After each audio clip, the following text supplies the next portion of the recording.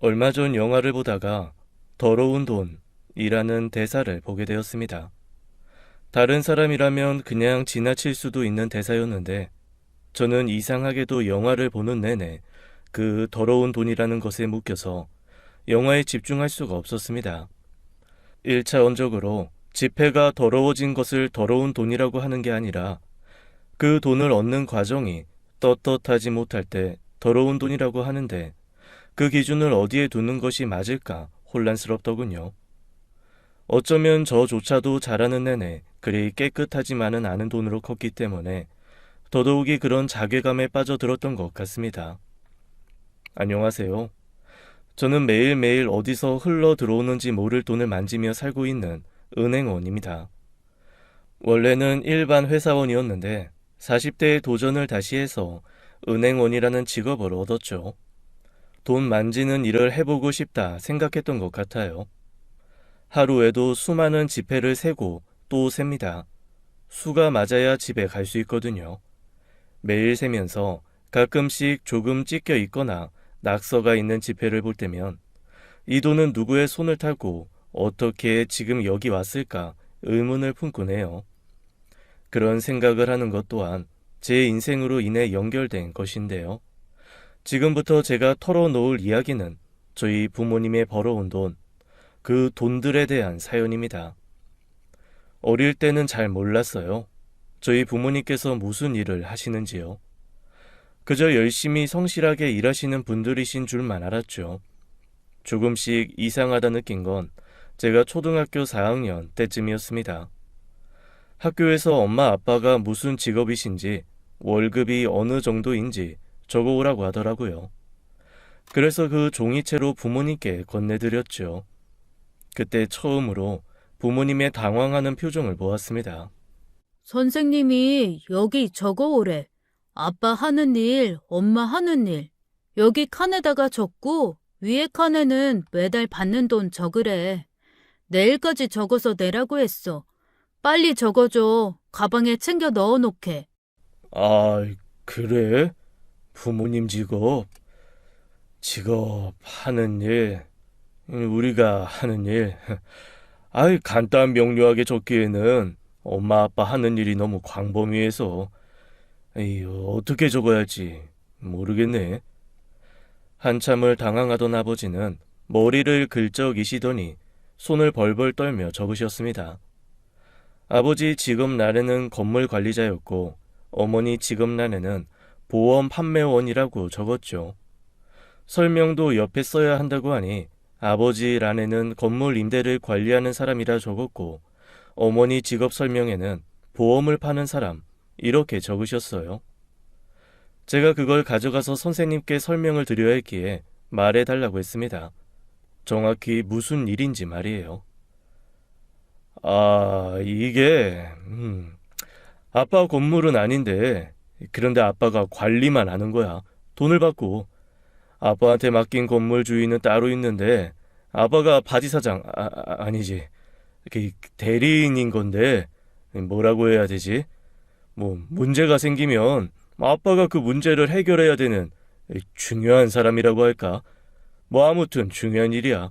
그리고 엄마는 보험을 파는 건데 뭐 엄마 이름으로는 못 팔고 엄마가 유도를 다 해주고 다른 사람 이름으로 팔아야 하는 건데 우리 아들 보험이 뭔지는 알지? 암 걸리고 아픈 사람들이 보험 들어놓아야 나중에 그 보험금으로 여유가 생겨. 그래서 엄마가 좋은 일 하는 거야. 가난한 사람들은 보험 없으면 그냥 죽어야 돼. 어린 제가 듣기에도 너무 말이 안 맞았고 식은 땀을 뻘뻘 흘리면서 설명하는 아버지가 그저 안쓰러울 뿐이었습니다. 그래서 그 종이를 뺏어 들고는 선생님이 아실 거라며 둘러대었죠. 그냥 나 줘. 내가 가서 설명드리면 선생님이 아실 거야. 아빠는 진짜 말을 왜 이렇게 못해? 어릴 때는 아버지 어머니가 말을 못하는 정도라고 판단했던 것 같아요. 그저 사실을 말할 수 없어서 당황하셨던 거였는데 말입니다. 그런 일들이 어려서부터 자라는 내내 자주 있었고 나중에 머리가 커가면서 자연스레 알게 되었습니다. 부모님의 일들이 제게 떳떳하지 못하다는 걸 말이죠. 하지만 저는 자라는 내내 부족함 없이 자랐어요. 친구들이 가지고 있지 않았던 것을 제가 가지고 있기도 했고, 어떨 때 보면 급식비가 없어서 학교에 내야 하는 돈을 내지 못해서 불려가는 친구들이 있었는데, 전 그런 적 한 번 없었고, 오히려 그런 친구들이 이해가 가지 않았습니다. 부모님께 받으면 되는데 왜 그런 돈이 없는 걸까 의문이었죠. 한마디로 저는 부모님 덕에 편하게 자라온 겁니다. 그러다 초등학교 6학년쯤 되었을 무렵에 친구 집에 한번 놀러 간 적이 있었습니다. 친구의 방을 먼저 들어가게 되었고 상장이나 장난감들이 있었죠. 제 방과 다를 바 없었어요. 그런데 다른 점이 있다면 친구 아버지의 방, 그리고 부모님의 방, 그리고 거실의 차이가 있었습니다. 친했던 친구의 아버지가 판사셨거든요. 그래서인지 무슨 감사패 같은 것도 많았고 어려운 책들도 많았어요. 저는 그런 것들이 어린 제 눈에 많이 신기했습니다. 우와, 너네 집에는 어떻게 이렇게 책들이 많아? 그리고 왜 이렇게 상장 같은 게 많아? 너희 아버지 이렇게나 대단하신 분이셨어? 상을 대통령한테도 받고, 우와, 정말 멋지잖아. 별거 아니야. 우리 아버지 말로는 원래 아빠가 하는 일을 하다 보면 자연스럽게 하나둘씩 받는 거래. 그래서 아무것도 아니래. 어떻게 아무것도 아닌 게 돼, 이런 것들이. 그리고 너희 아버지 공부도 엄청 잘하셨나 보다.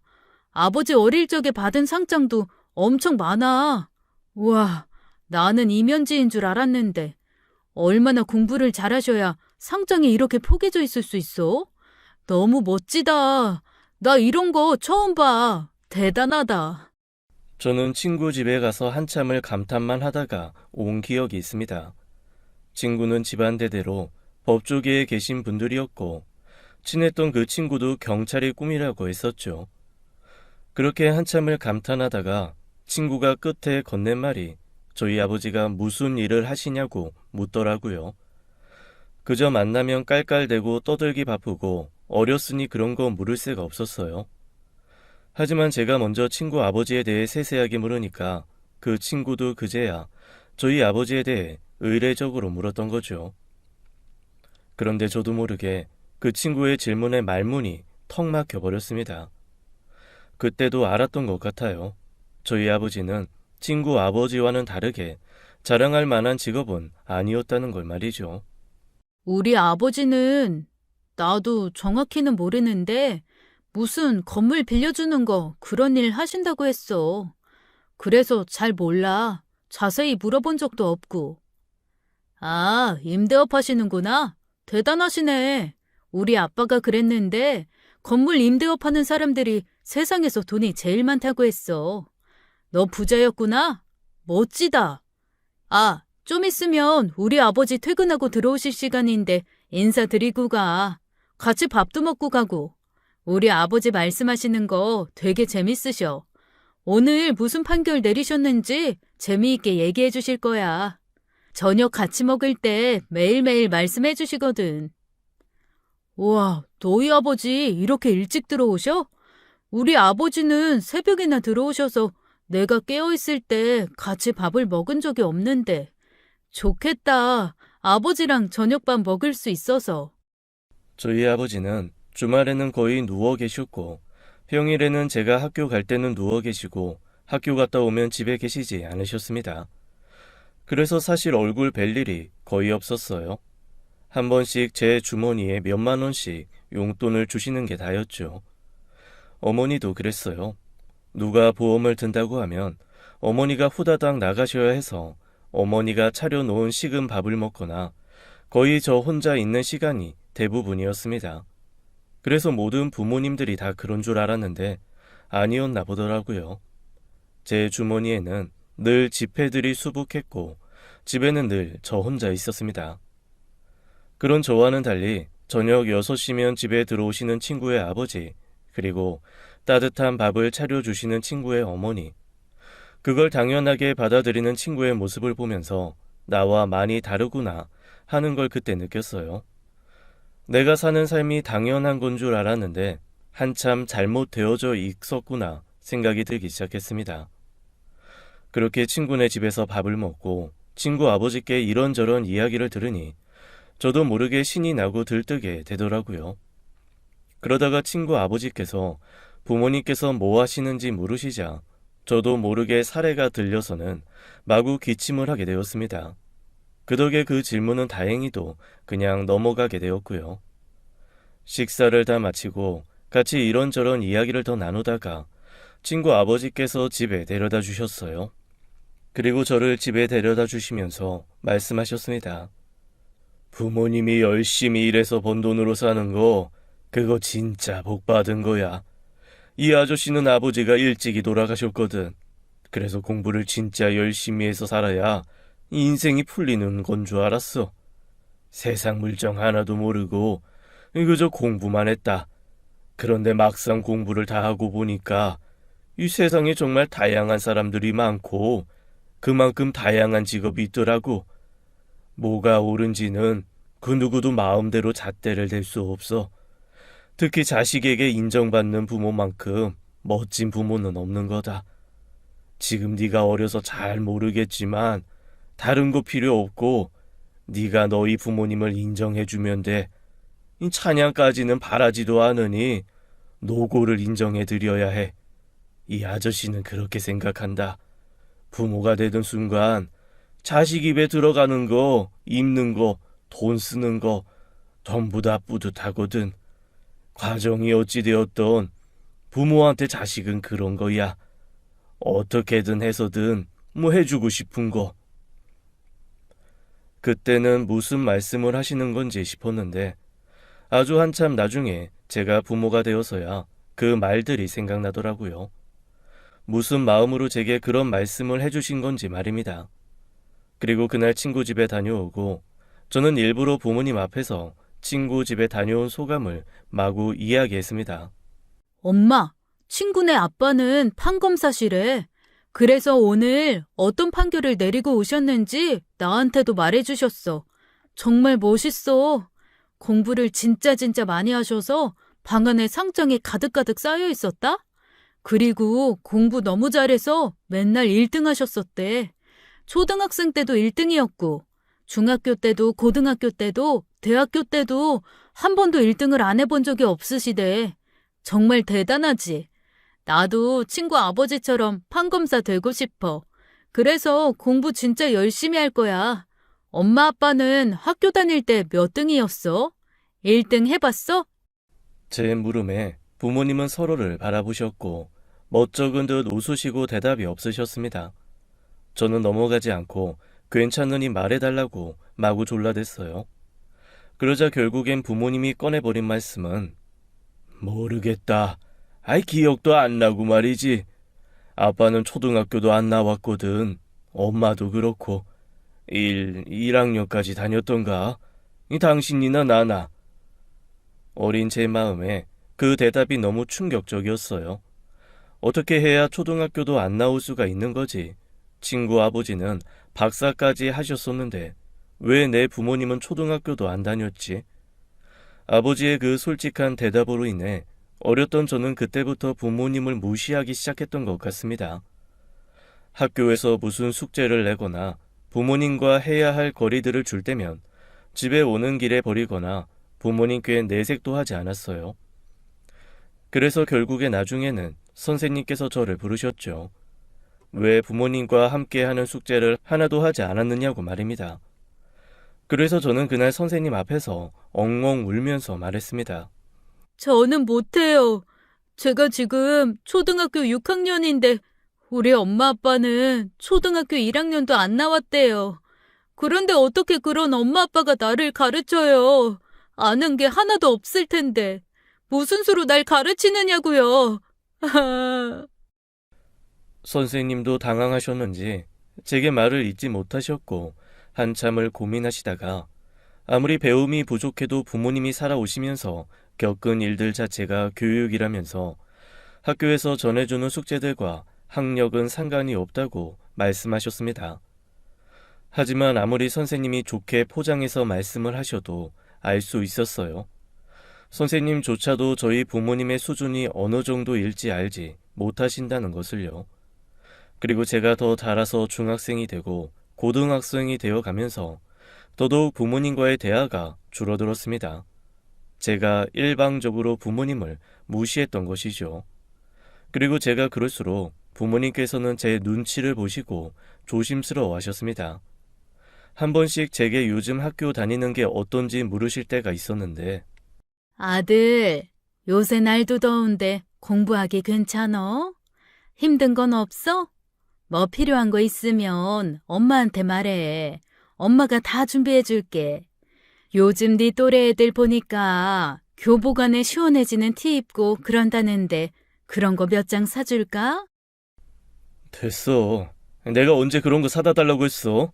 내 친구네 부모님은 학교 선생님이셔서. 됐다. 내가 엄마 아빠랑 공부 관련해서 무슨 이야기를 하겠어.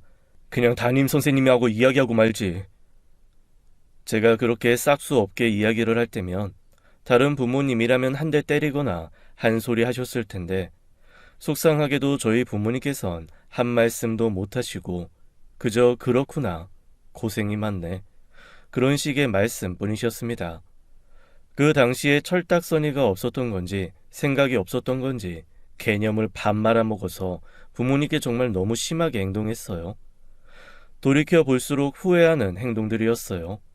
그리고 제가 그런 건방진 행동들을 해도 부모님께서 다 받아주시니 점점 더 선을 넘었던 것 같습니다. 아마도 제가 잘난 줄 기고만장했었던 것 같아요. 그러다 어느 날 계속해서 제가 반항하는 듯한 태도를 보이니 어머니께서 어떻게든 분위기 좋게 풀어보시려고 저를 데리고 밖으로 나가셨습니다. 우리 아들 누구 닮아서 이렇게 팔다리가 길쭉길쭉한지. 저번에 보니까 산지 얼마 안 된 옷이 벌써부터 작아진 것 같더라고. 엄마가 큰맘 먹고 비싼 옷으로 한 벌 맞춰줄 테니까 같이 가자, 백화점. 됐어. 돈이나 줘. 나중에 친구들이랑 가서 사 입을 테니까. 평소에 신경도 안 쓰더니 갑자기 신경 쓰는 촉이야. 그래도 엄마랑 가야 이거저거 돈 신경 안 쓰고 많이 사지. 진짜 사달라는 거 다 사줄 테니까 걱정 말고 가자. 어? 가자, 아들. 겉으론 싫은 척 하긴 했지만 좋았어요. 어머니 아버지 두 분 모두 죽어라 일만 하셔서 제가 원하는 거 다 사주고 돈도 많이 주셨지만 늘 함께 한 적이 없었습니다. 아버지는 밤낮이 없이 일하셨고 어머니도 누군가의 전화 한 통이면 먹던 밥 숟가락도 내려놓고 뛰쳐나가시는 분들이셨으니까요. 웬일로 그날은 시간이 되셨는지 작정을 하고 나가자고 하셨습니다. 정말 처음이었어요. 엄마 손을 잡고 같이 백화점이란 곳을 가본 게 말이죠. 용돈을 많이 주셔서 친구들과 가본 적은 있지만 엄마 말씀대로 친구들이랑 가봐야 한 번 입고 안 입을 옷들밖에 안 사게 되더라고요. 어린애들 수준으로 사는 옷들이 뻔했죠. 어머니와 이런저런 새 옷들을 사고 밥을 먹으려고 하는데 식당가에 향하던 중에 어머니 아시는 분을 만나 뵙게 되었어요. 그런데 어머니는 뭔가 안절부절 못하고 어려워하는 분위기였고 그 아줌마는 저희 어머니를 매우 쉽게 만만하게 대하는 투였죠. 사모님, 안녕하세요. 여기는 제 아들이에요. 키가 갑자기 훌쩍 커서 옷 사러 잠시 나왔어요. 원래 시간이 없어서 자주 못 나오는데 얼마 만에 나오는 건지 몰라요. 아, 그래요?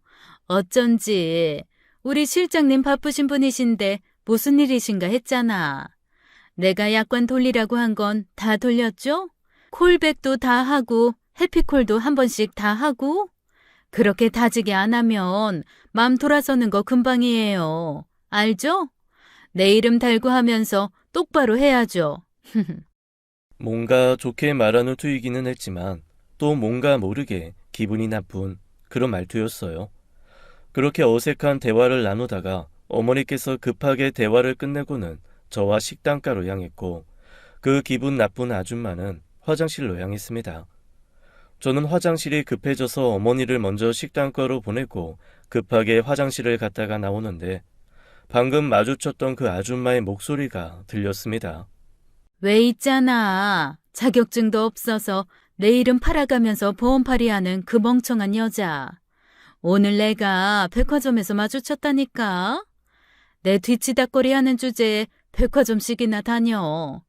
원님 덕에 나발 분다고 남의 이름 팔아서 돈 버는 주제에 무슨.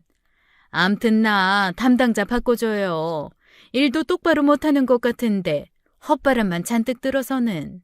주제도 모르고. 그 여자 그때 뭐라 그랬지? 초등학교도 다 못 나왔다고 했지? 세상에 요즘에도 그런 사람이 다 있나? 참나. 어쩐지 배운 게 없으니 대화할 때 답답하고 말이야. 한 번에 말한 거 못 알아쳐먹고 짜증나. 저희 어머니가 떳떳한 일을 하시는 건 아니란 건 알고 있었지만 정확하게 무슨 일인지는 몰랐었습니다. 그 아줌마 말을 엿들어 보니 보험을 판매하려면 자격을 취득해야 하는데 저희 어머니는 그 자격이라는 걸 취득하지 않았고 그 아줌마의 명함을 빌려 세일즈를 하는 거였죠. 그리고 저희 어머니가 열심히 보험을 판매하면 그 판매한 금액에서 몇 프로만 저희 어머니가 가지는 시스템이었어요. 예를 들어 하나의 보험을 팔아서 100만 원 정도를 판다고 한다면 저희 어머니가 30만 원 정도만 가지는 것이죠. 보험을 소개하고 사인 받는 모든 걸 다 하는데 고작 그걸 받고 일하는 거였습니다. 보험 판매 자격을 가지고 있지 않다는 이유로 말이죠. 겉보기에는 보험 왕의 비서 정도로 포장되어 있지만 이름만 빌려서 저희 어머니 혼자서 일을 다 하시는 거나 마찬가지였어요. 저는 어머니가 계시는 식당가로 가지 않고 혼자 집으로 가버렸습니다. 너무 속상했어요. 어머니가 그런 취급을 받는 것도 속상했고 그렇게 번 돈으로 제가 옷을 사고 용돈을 많이 쓴다 한들 기분이 유쾌하지 않았습니다. 집으로 혼자 돌아와서 방에 처박혀서 웅크리고 앉아 제 방 안의 모든 것들을 보았어요. 걸려있는 옷, 사달라고 하지도 않았는데 아버지가 사온 비싼 가방, 늘 원하기 전부터 채워졌던 물건들, 전부가 쓰레기로 보였습니다. 부모님이 남들에게 손가락질 받으며 번 돈으로 산 모든 물건들이 눈앞에 보이는 것만으로도 화가 치밀어 올랐어요. 그렇게 한참을 이를 악물고 있는데 한참을 기다리다가 몇 시간이 지나서야 어머니께서 집으로 들어오시는 소리가 들려왔습니다. 제가 방 안에 있는 걸 확인하시더니 화도 내지 않으시고 그저 걱정했다고만 말씀하시는데 그 걱정에도 화가 치밀어 올라왔죠. 엄마, 아까 백화점에서 만난 아줌마, 엄마가 그 아줌마 이름 빌려서 돈 버는 거야? 왜 떳떳하게 일하는 게 아니라 남인 척 연기하고 돈을 벌어? 엄마는 엄마 이름 없어? 그래서 그러고 사는 거야? 그러자 어머니는 아무 말도 못하고 그 자리에 주저앉아서 우셨습니다. 저는 그런 모습도 보기 싫어서 제 방 문을 닫아버렸죠. 그때 전화벨이 울렸고 아까 그 아줌마인 건지 어머니는 목소리를 가다듬고는 가방을 챙겨서 밖으로 나가셨어요. 차라리 거지로 사는 게 낫겠다 싶었어요. 그렇게 살 바에는 말이죠. 그 일이 있고 한동안 저는 아버지 어머니 모두에게 말을 하지 않았습니다. 말 한마디 섞기 싫다는 듯 자리를 피하거나 들어도 못 들은 척하기 일쑤였어요. 그러다 아버지가 하시는 불법적인 일이 호황인 건지 한 차례 이사를 하게 되었습니다. 그것도 엄청 큰 집으로 말이죠. 원래 살던 집이 24평 남짓이었는데 40평대 아파트로 옮기게 되었습니다. 큰 집으로 이사하는 날 아버지는 뿌듯하다는 듯이 자랑스럽게 제게 말씀하셨습니다. 아들, 이 아버지가 이 집 구하려고 얼마나 죽어라 일했는지 아냐? 아마 너는 모를 거다. 잠자는 시간도 줄이면서 돈 벌었어. 그러니까 너는 그런 아빠 공을 꼭 알아줘야 하는 거야. 좀 있으면 우리 아들 대학도 갈 거고 또 조금 더 있으면 머지않아서 결혼할 사람이라도 데리고 올 건데 사는 집이 이 정도는 돼야 그럴듯하지 않겠냐? 그렇지? 아버지의 뿌듯함과는 달리 이상하게 전 그 집을 빨리 탈출하고 싶다는 마음이 컸습니다. 저에게는 꼭 모래성 같은 느낌이었거든요. 그리고 아버지의 일이 갈수록 더 잘 되어가는지 집에 이어서 차도 바꾸셨고 꼭 겉모습은 부자 같았습니다. 겉모습만 말이죠. 제 눈에는 결코 좋아 보이지 않았어요. 그때까지는 아버지께서 그리 떳떳한 일을 하시는 건 아니다 정도로 알고 있었지, 정확히 어떤 일을 하시는 건지는 정말 모르고 있었어요. 아니, 알고 싶지 않았는 건지도 모르겠습니다. 차라리 모르는 게 속 편한 거라고 치부했죠. 하지만 아버지의 근무 시간이 줄지는 않았어요.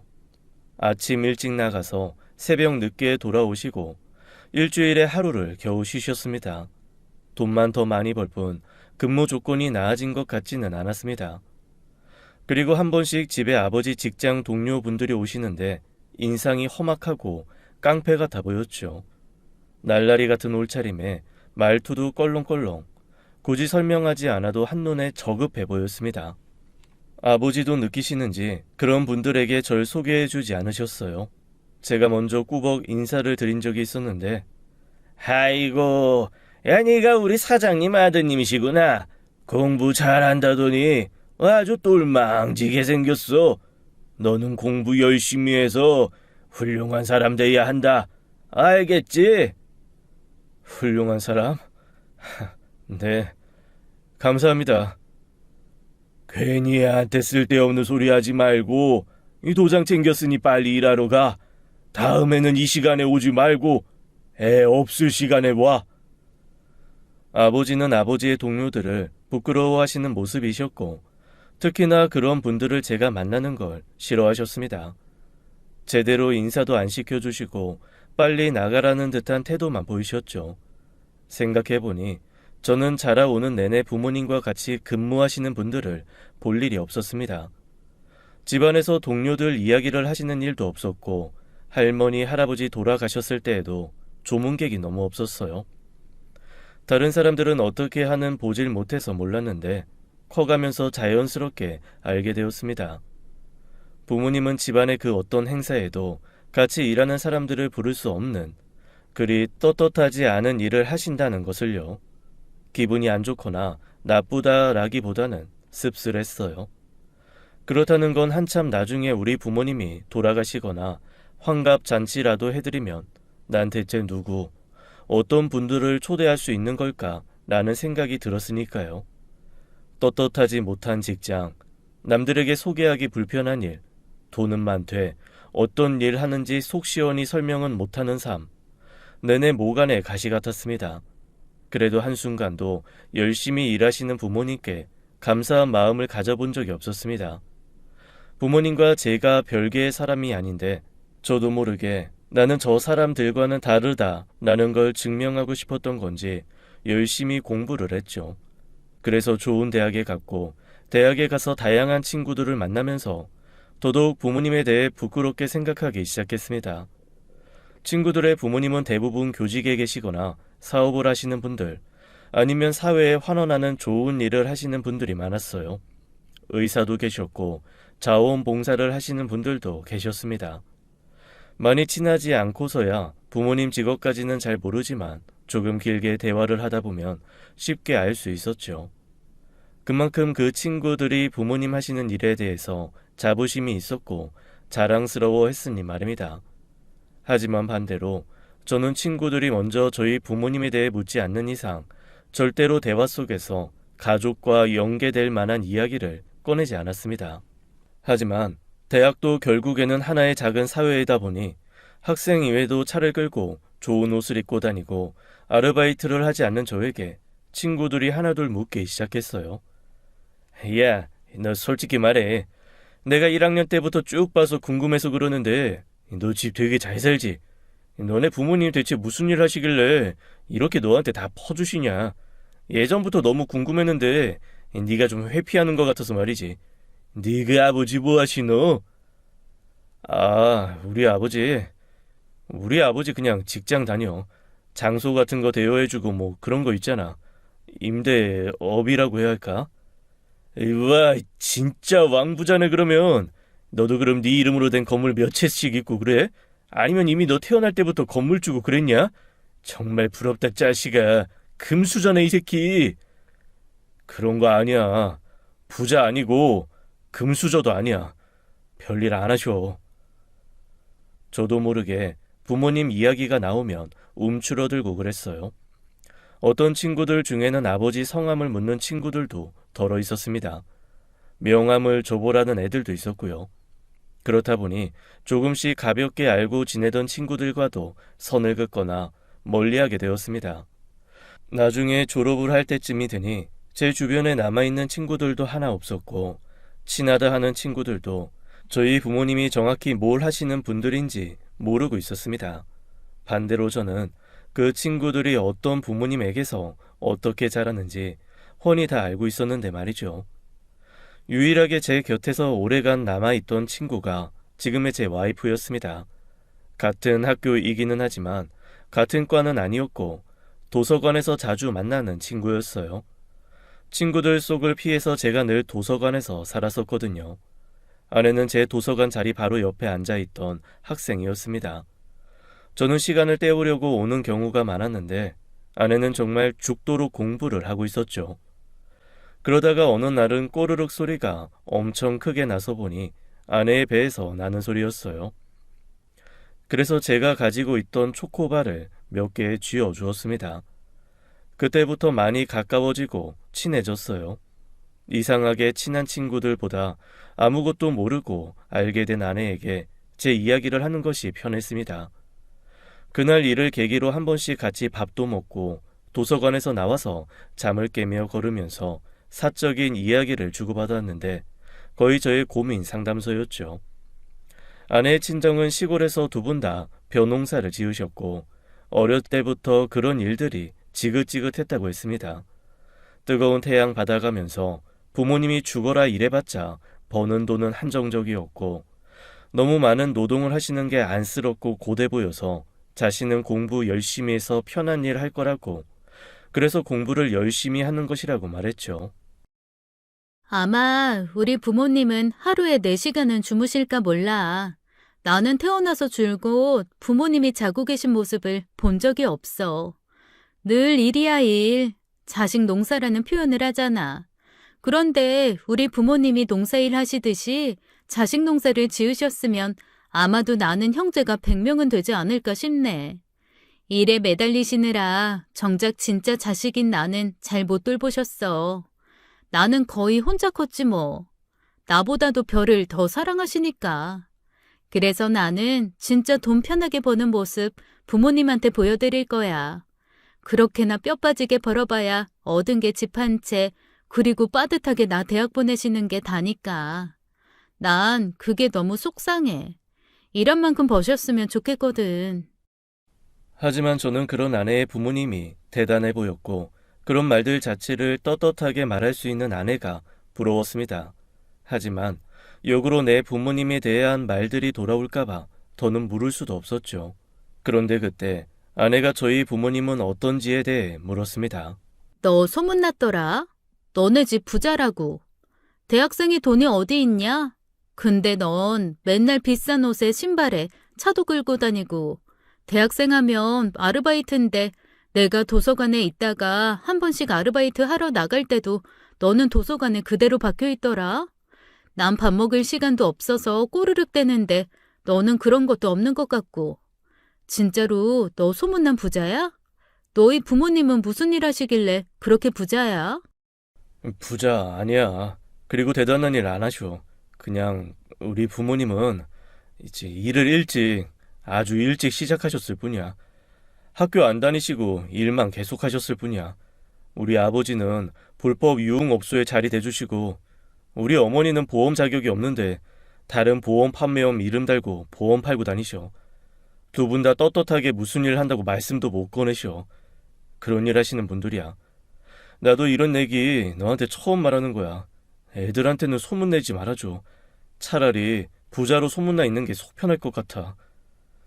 제 말을 듣고 아내는 오래간 말이 없었습니다. 그래서 속으로 저는 이제 아내도 나와 가까이 지내지 않겠구나 싶었어요. 하지만 아내는 달랐습니다. 다음 날도 그 다음 날도 제 도서관 옆자리에 앉았고 평소와 다를 바 없이 말을 걸어주었죠. 그리고 오래간 생각을 하다가 그 생각을 정리해서 제게 말해주었습니다. 부모님을 부끄러워하지는 말라고 말이죠. 그래도 너희 부모님 진짜 대단하신 거야. 이렇게 버젓이 너 대학도 보내시고 아쉬울 것 없이 다 해주시잖아. 직업에 귀천이 어디 있어? 그래도 여태 문제없이 사신 거 보면 나름의 기준은 잘 지키고 사셨다는 뜻이잖아. 남들이 다 뭐라고 손가락질해도 너는 그러면 안 돼. 그것도 이렇게 편하게 부모님 혜택 다 받고 자랐으면서 그러면 안 되지. 언제 한번 너네 집 놀러 가도 돼? 너희 부모님 뵙고 싶다. 궁금해. 대화도 나눠보고 싶고 재밌을 것 같아. 거부감보다는 존중을 표하는 아내에게 저야말로 관심이 더 생기게 되었습니다. 그래서 시간을 내서 처가에 놀러 간 적도 있었어요. 가서 벼농사도 도와드리고 밥도 얻어먹고 오곤 했습니다. 아내의 말대로 처가 식구들 모두가 벼농사에만 매달려 살고 계셨고 저 또한 그 모습이 매우 좋아 보였습니다. 이런 게 값진 노동이 아닐까 싶었죠. 말로는 툴툴대지만 아내는 자신의 부모님을 자랑스러워하는 게 몸소 느껴졌어요. 그리고 이상하게도 처가에서 따뜻함을 느끼는 것이 처가 식구들 그 누구도 제게 부모님이 뭘 하시는지에 대해 묻지도 궁금해하지도 않았습니다. 그저 제 꿈이 뭔지, 앞으로 어떻게 살고 싶은지에 대해 물으시더라고요. 애초에 가족이 되려고 그랬던 건지 뭔지 그런 것 하나도 참 좋았습니다. 우리는 딸한테 벼농사 물려주고 싶은데 아이 죽어도 안 한대. 싫다는데 어쩌겠어. 우리만 죽을 때까지 하다가 가야지. 그럼 자네는 앞으로 뭘 하고 싶은가? 생각해 둔 게 있어? 아니지. 요즘엔 이런 거 물으면 실례인가? 아닙니다. 지금 경영학을 전공하고 있는데 단순하게 일반 회사에 들어가고 싶어요.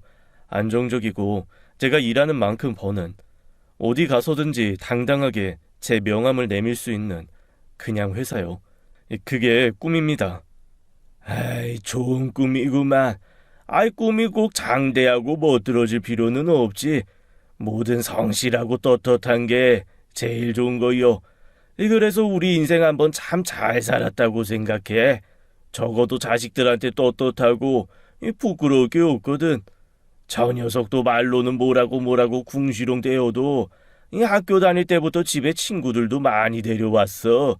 입으로는 우리가 벼농사 지은 쌀이 제일 맛없다고 하면서도 아예 아무리 자취하고 그래도 꼭 집에서 키운 쌀 가져다가 먹어. 밖에 나가서 먹은 쌀은 맛없다고 말이지. 그럼 된 거야. 그럼 잘 산 거지.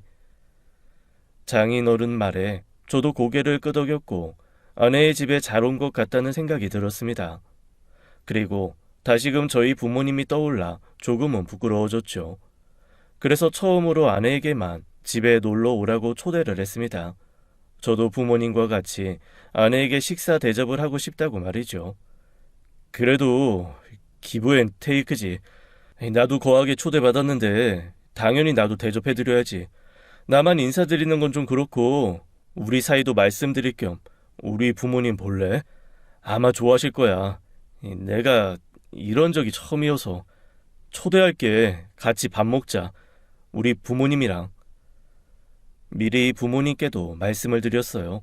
진지하게 만나는 여자친구가 있다고, 같이 밥 먹고 인사도 시켜드리겠다고 말이죠. 그러자 저희 어머니께서 굉장히 좋아하셨어요. 제가 자라는 내내 단 한 번도 집에 친구를 초대한 적이 없었거든요. 웬일인가 하시면서도 잔뜩 들뜨셔서는 집 대청소도 하시고 없던 인테리어 소품도 사고 옷도 사고 난리가 아니었습니다. 그 당시에는 저를 자신의 고향집까지 초대해 주었던 아내가 고마워서 답례의 의미였는데 다시 돌이켜 생각해보면 진짜 가족이고 싶어서 처음으로 하지 않았던 행동을 했던 것 같습니다. 솔직하고 뭐든 정직하게 다 보여주는 아내가 부러우면서도 오래 같이 하고 싶어서 말이죠. 그리고 아내가 저희 집에 초대되어 온 당일, 제가 그간 품고 있던 부정적인 모든 것들이 부모님 앞에서 처음으로 모두 다 터져 나왔습니다. 어색하게 인사를 나누고 같이 식사를 하는데 아버지께서 아내에게 부모님 뭐 하시는지를 바로 물으셨어요. 반대로 저는 처가에서 그런 질문 한 번도 못 받았거든요. 제가 불편해할까봐 장인 장모님께서 집안 관련해선 한마디도 안 물으셨으니까요. 단박에 나오는 아버지의 무례하게 느껴지는 질문에 저는 눈살이 찌푸려졌습니다. 하지만 아내는 아랑곳하지 않고 네, 아버님. 저희 부모님 두 분 다 이천에서 쌀농사 하세요. 대대로 해오던 거라서 그냥 살면서 무조건 쌀농사 할 팔자다 하셨대요. 아버지의 물음에 자랑스럽다는 듯이 이야기를 했고 아내의 말에 아버지 어머니 모두 고개를 갸웃하시는 겁니다. 아유, 농사꾼이시구나. 그거 너무 힘든데 돈도 안 되고. 그래도 쌀 하나는 배불리 먹고 컸겠어. 그럼 대를 이어서 쌀농사 지어야 하는 거야? 우리 아들이랑 같은 대학이면 공부 꽤나 했다는 건데 농사 짓기 아깝다. 아이 그러게 고작 농사나 짓고 살 거면 그렇게 공부한 거 너무 아깝지. 못하러 서울까지 가서 대학을 다녀. 그냥 놀다가 논밭 일구면 되는 거 아닌가. 헤헤. 아내를 앉혀두고 처가에 대해서 함부로 말하는 부모님의 모습에 화가 치밀었고 저도 모르게 큰 소리를 치게 되었습니다. 제발 잘 알지도 못하면서 그렇게 말씀하지 마세요. 농사는 뭐 아무나 짓는 줄 아세요? 공부 엄청 해야 되고 손 많이 가고 전문가가 해야 되는 게 농사예요. 무식하면 농사 짓는 게 아니고 땅도 있어야 하고 대대로 잘 배우고 공부해야 하는 거라고요. 아시겠어요? 물론 고생한 만큼 벌이는 안 될지 몰라도 대단하신 분들이에요. 엄마 아버지는 어디 일하시는 거 누구 앞에서 당당히 말하실 수 있고 떳떳하세요? 열심히 일해서 돈 벌면 그게 뿌듯하시긴 하세요? 오늘 너무 고생했다, 일 잘했다, 입 밖으로 꺼낼 수 있냐고요. 엄마 아버지는 부끄러운 일 하시잖아요. 돈 많이 벌어다 어디다가 돈 자랑도 못하고 버는 만큼 세금 신고도 다 못할 만큼 출처도 불분명한 돈들만 버시잖아요. 그런 분들이 뭘 아시겠어요. 떳떳하게 힘들게 노력해서 버는 값진 돈에 대해서요. 제가 자리에서 일어나 소리치자 그간 억눌려 왔던 마음에 아버지도 화가 나셨는지 손바닥으로 제 옆통수를 빡 치셨고 아내와 어머니는 놀라서 굳어 있었습니다. 그래, 내가 검은 돈 만져가면서 값지지 않은 돈 벌어서 네가 그 돈 받아서 이 호의호식하면서 산 거다 이 자식아. 그럼 그 돈 받지 말지 그랬냐 이 자식아. 그냥 너 혼자 잘나서 너 혼자 나가서 잘 살지 그랬어. 우리 도움 없이 받을 거 다 받아놓고 이 고생 한번 안 해본 놈이 뭘 잘했다고 말끝마다 부모 무시하고 네가 노골적으로 말하지 않아도 그동안 우리한테 준 상처된 말이 얼마나 수두룩한지 너는 아냐? 네 엄마랑 내가 이 떳떳해지고 싶지 않아서 이렇게 사는 거라고 생각하냐? 그럼 어떻게 해야 할까? 배운 게 없고 이 더러운 돈이라도 너처럼 가져본 적이 없어서 시작을 밑바닥부터 해야 하는데 그럼 우리가 어떻게 살았어야 맞는 거냐? 네 말대로 정말 정당하게 벌이를 해야 한다면 너 지금 이 세상에 없었다. 이미 네 엄마나 나나 굶어 죽고 이 세상에 없었다고. 알아?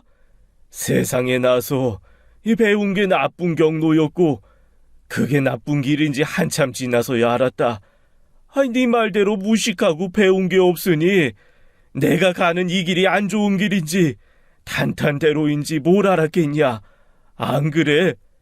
너네 할아버지 할머니 돈이 없어서 돌아가셨다. 아니야. 그 몇 푼 하지도 않는 항생제만 있었어도 살았을 분들이 그깟 돈이 없어서 돌아가셨다고. 그래서 내 인생 첫 목표는 무슨 짓을 해서라도 내 식구 아프면 병원비는 낼 수 있게 사는 거. 내가 도둑질을 해서라도 내 식구 내 새끼 남들한테 거지 취급받지 않고 사는 거 딱 그거 하나였다. 조금만 벌다 그만두자. 조금만 더 벌고 관두자. 매일매일 자기 전에 내가 생각하는 것들이다. 내일만, 오늘만. 그런데 인생이 그렇게 뜻대로 안 되더라. 내일만 했더니 네가 태어났고 또 오늘만 했더니 네 엄마가 아팠다. 그리고 또 내일까지만 했더니 우리 집이 없더라. 그렇게 여기까지 온 거야. 큰 욕심 부리지도 않았어. 어쩌다 보니 네가 생각하는 그 나쁜 일을 내가 긴 시간에서 베테랑이 되었고, 아무것도 가지건 없는 네 애비가 내세울 거라고는 누구 앞에서 내세울 수도 없는 일이라 그냥 숨기고 돈만 벌고 살았어. 나도 잘 알아. 안 좋은 일인 거, 불법적인 거, 자식 앞에서 이 부끄러운 거, 자식이 날 부끄럽다고 면전에 말해도 화낼 수 없다는 거, 네가 자라면서 보고 느낀 게 다가 아니라 적어도 네 엄마랑 나 너한테 부끄럽게만은 안 살았어. 적어도 너한테만은 진짜 잘 키웠다 생각할 만큼 열심히 키우고 가르쳤다. 배운 거 하나 없어도 그래도 너 하나 키우면서 널 보면서 배웠어. 느끼고 감동했고, 부모가 부족하면 너는 자식으로서 부끄러워할 게 아니라 가르쳐주면 되는 거야.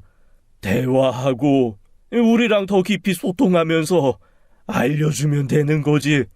우리가 널 키우면서 아무것도 모르지만 사는 걸 가르치고, 웃는 걸 가르치고, 밥 먹는 거, 욕하지 않는 거, 어른을 공경하는 거, 그런 걸 가르쳐 왔던 것처럼. 한참을 토로하시던 아버지는 자리에서 일어나 밖으로 나가셨습니다. 어머니는 서러움에 우셨고, 처음 초대에 여러 면모를 보게 된 아내는 그저 저희 어머니를 달래주었고 따로 저를 불러서 설명했습니다. 제가 한참 잘못 생각하고 살았던 것 같아 보인다고 말이죠. 왜? 우리 학교에서 그랬잖아, 애들이. 너 부잣집 아들 같다고. 그게 말이야. 네가 돈이 많고 차를 끌고 좋은 옷을 입고 다녀서만은 아니야. 아무리 봐도 네가 고생한 흔적이 안 보인다고들 이야기했어. 예를 들자면 네가 말투가 늘 평온하잖아? 화도 잘 안 내고 감정도 잘 안 드러내고 꼭 모든 걸 통달한 사람처럼 애늙은이라고 표현해야 할까? 그러니까 좋게 말하면 속이 깊고 주변 사람들에게 조심스럽게 예의 바르고 가벼운 농담도 비속어를 절대 쓰지 않고 누군가를 장난으로 놀리지도 않고 가정교육 정말 잘 받았나 보다 그런 개념이었어. 너한테 애들이 부잣집 아들 같다고 한 말이 그게 제일 컸어.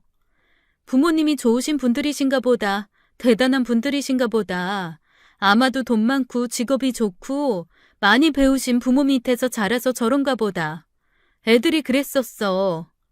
그런데 네가 한참 잘못 생각하고 살았구나 싶어서 내가 다 서운하다. 부모님은 얼마나 서운하시겠어? 그 일이 있고 아내는 제게 이별을 통보했습니다.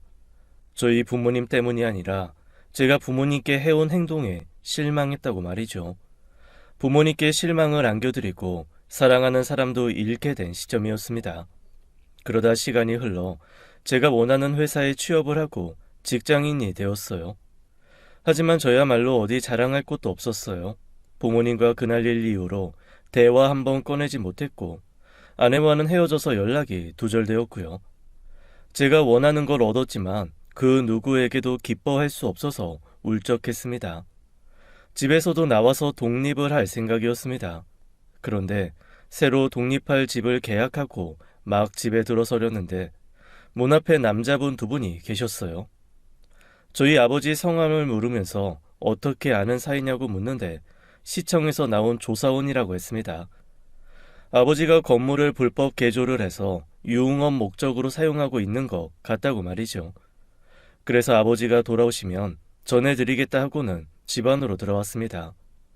그런데 그 두 분이 돌아가시고 몇 분이 지나서 아버지가 방 안에서 나오시는 거예요.